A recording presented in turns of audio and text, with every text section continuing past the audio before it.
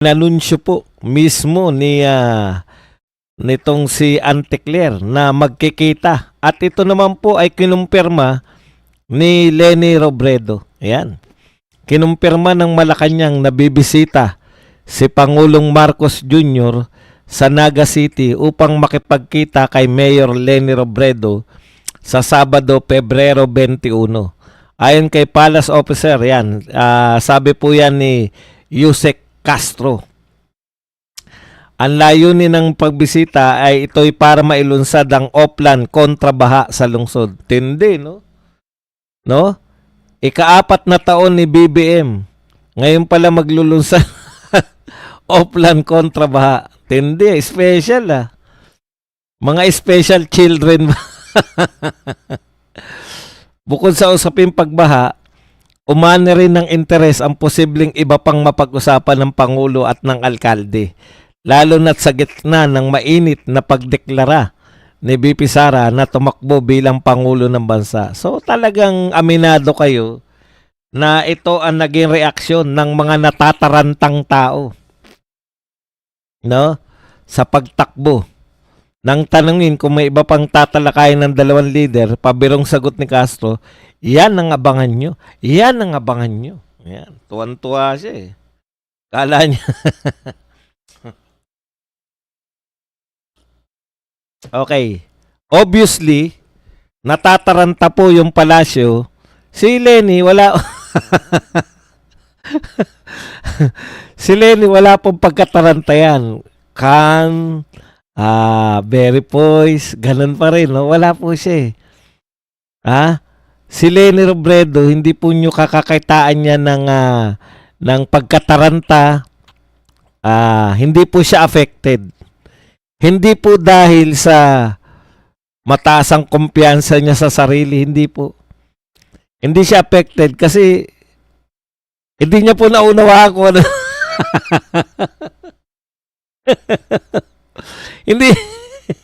Hindi niya po naunawaan kung ano nagagalaw. Uy, thank you very much kay Marlene Verso na nagpakape agad ng 125 pesos. Si Leni Robredo, very calm, very ano po siya, no? Pag titignan mo si Leni Robredo, hindi mo siya makikitaan na problema eh. Hindi siya namamayat, walang nababago sa kanya muka. Epekto po yan ng wala siyang pakialam dahil hindi niya hindi niya naunawaan na nangyayari sa kapaligiran.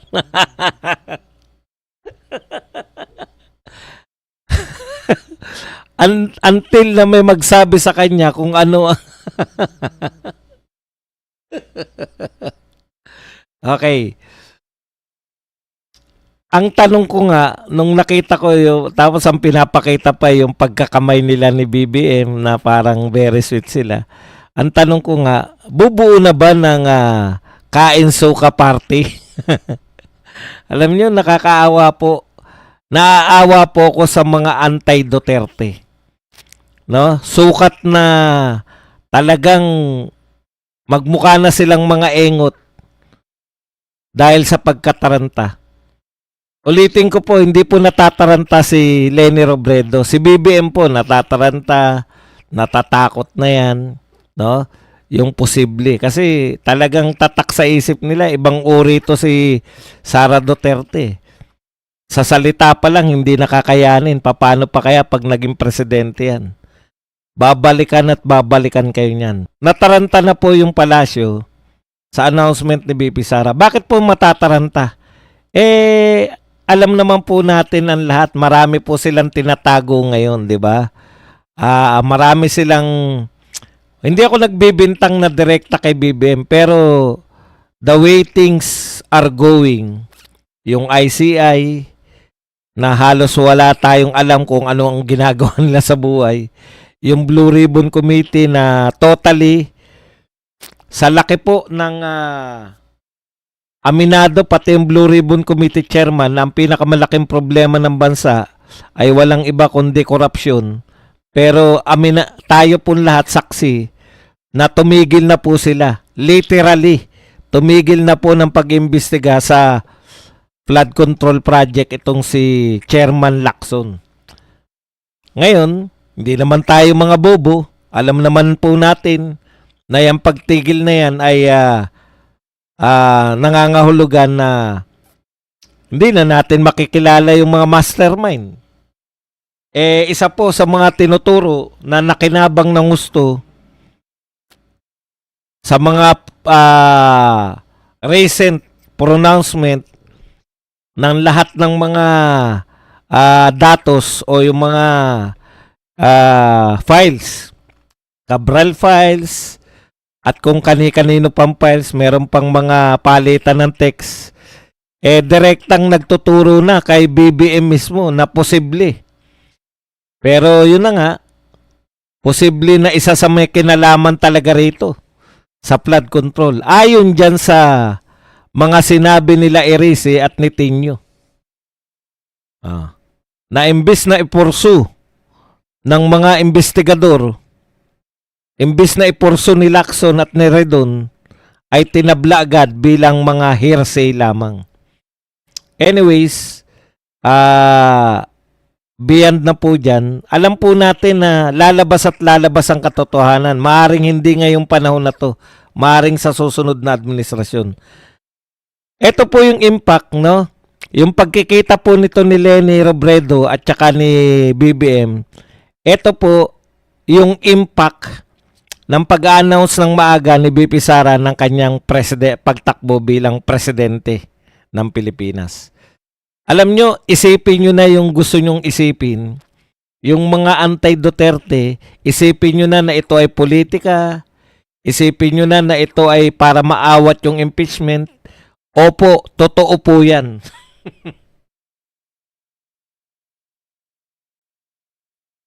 At wala kaming pakialam. Bakit? Gusto ba namin na ma-impeach si BP Sara? Hindi. So lahat ng paraan para hindi ma-impeach si BP Sara, kung may gagawin yung kampo niya para hindi siya ma-impeach, masaya po kami. O yan ang hindi nyo naunawaan eh. Masaya kami. Okay. Ikalawang punto. Bakit sila takot na takot? Talagang nariyan pa si Saldi ko, buhay pa eh. Pag nagpalit ng administrasyon, malamang sa malamang, yan yung tsansa ni Saldico na maligtas dito sa mga kaso niya. Paano siya maliligtas? Pwede siyang tumayo talaga na state witness laban sa mga kasama niyang mastermind. Hindi naman natin sinasabi na hindi kasama sa mga plano to si Saldico o walang ninakaw si Saldico. Kaya ka nga nag-a-apply na state witness, di ba? Para mapawalang sala ka. Basta, ang usapan, hindi ikaw ang pinaka guilty. Pasok na pasok si Saldico ron. Ang state witness sa aking pagkakalam, ikaw ang susi. Para matukoy ang congressman. Congressman. Para bakit ba congressman? Para matukoy ang mastermind ng isang krimen. Kaya palpak yung mga ginawa nilang state witness ngayon. Bakit? Naituro ba nila yung mga mastermind? Okay. Ang point lang dito, ito ang reaksyon nila. Alam niyo yung pagkakapareho ni Leni Robredo at saka ni BBM? Pareho silang mahilig sa optics. Pareho silang walang ginagawa. Walang natatrabaho. Kahit nung Vice President yan si Leni Robredo, panay projection, panay PR. Bakit pupunta ron sa nakikipag-unahan yan eh. Pag may bagyo, pupunta si Leni kagad, di ba? Mamimigay ng pandesal, mamimigay ng lulusong sa baha, mamimigay ng mga kung ano lang ang maibibigay. Nakakatulong ba talaga si Leni? Hindi. In fact, nakakaabala pa siya eh. Di ba? Dahil kinakailangan mo pang bantayan dahil Vice President ng Pilipinas yan eh. Oh, yung imbis na yung mga pulis ay busy na sa pagre-rescue, kinakailangan mo pang bigyan ng tauhan si Leni Robredo dahil iikot eh. Oh, so sa gabal, sa madaling salita. Pero ang ganda sa optics, lulusong ka sa baha, itutulak mo yung mga kakaperanggot na mga anong tawag na relief goods na ipamimigay mo sa mga nabaha. Kaya naman po ng mga pangkaraniwang sundalo at pulis na yun eh. Yun yung sinasabi natin. Okay. Kaya, mahilig sila sa optics. Si BBM din, ang galing din yan. Pupunta doon sa flood control, magdudurog ng semento, ipapakita na walang nagawa, turo-turo, picture-picture. Diba parehong-pareho sila ng ugali? Kahit walang natatrabaho, basta makuhanan ng media na naroon sila, magtututuro, pipicturean na nakaturo, okay na yun. Si Leni Robredo naman, pipicturean na nakalusong sa baha. May picture pa nga yan si Leni Robredo eh. Yung mga reporter, naroon sila, naroon sa may tuyo. Si Leni Robredo naroon sa putikan para magpa-picture. Okay. Yan, ako nahihiya ako para sa mga dilawan at kakamping, no? Kasi dekada nyo nilabanan yung mga Marcos eh. O wag ng dekada, recently lang, before 2022, ano tawag nyo dyan sa pamilya na yan? Marcos magnanakaw, Marcos kung ano-ano, di ba? Pero yun yung tumatak eh, Marcos magnanakaw. Yan talaga yung sinisigaw nyo. Never again, Marcos magnanakaw. Yan yung bukang bibig. Yan yung katangian ng grupo ng dilaw at kakamping eh. Lahat sila anti-Marcos. O yan talaga katangian nyo. Diyan kayo nabuo. Yan ang kaisahan ng inyong mga utak.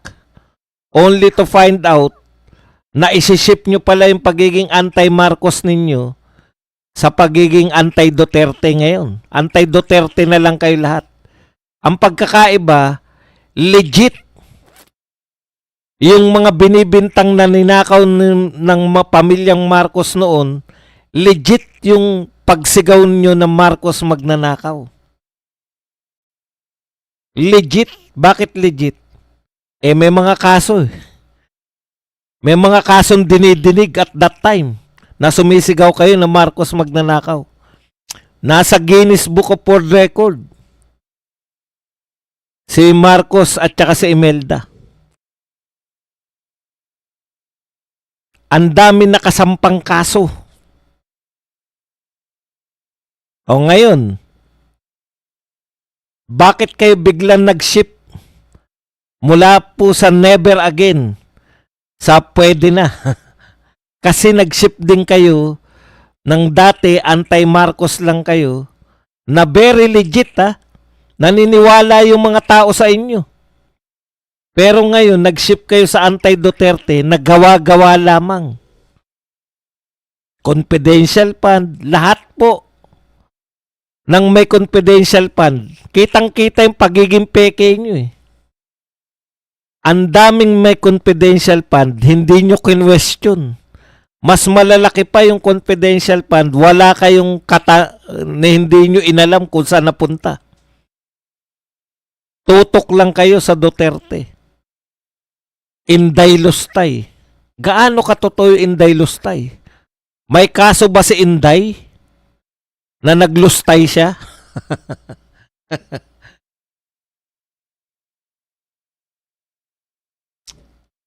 Yung siya ay mayor, pwedeng kasuhan ng mayor eh, di ba?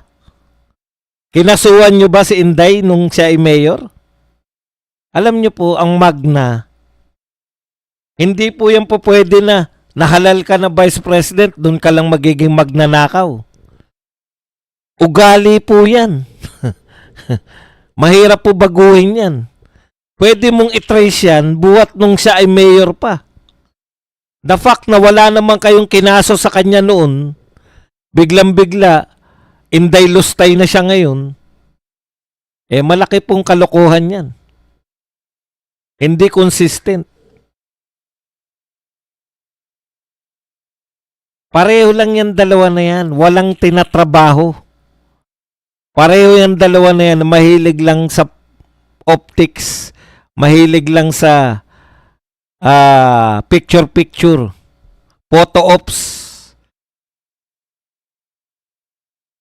Yun ang importante sa kanila eh. Kaya pinilit to ni BBM na magkita sila for optics. Kasi durug-durug sila sa pagdedeklara ni BP Sara eh. Ako, si Sara Duterte, tatakbo bilang Pangulo ng Pilipinas. Syokran. Durug sila dun, kinakailangan nilang tapatan yun. Yung importante sa kanila optics eh. Lalo na kay BBM. Kasi nakita yan ng tao, ito na ang pag-asa namin. Yung mga hindi nalutas ng administrasyon na to, lulutasin ni BP Sara. Yung deklarasyon ni BP Sara na tatakbo siya, yun po ang nagbigay pag-asa sa mga Pilipino na magkakaroon ng kalutasan ng lahat. Kasi wala talaga eh. Wala tayong naasahan sa ICI. Wala tayong, in fact, tumigil po. Hindi lang walang maasahan sa Blue Ribbon, tumigil po sila na ka-imbestiga. Hindi na po nag-imbestiga ng flood control sa Iping Lacson. Mag-isang buwan na yata, buhat nung huling nag-imbestiga yan.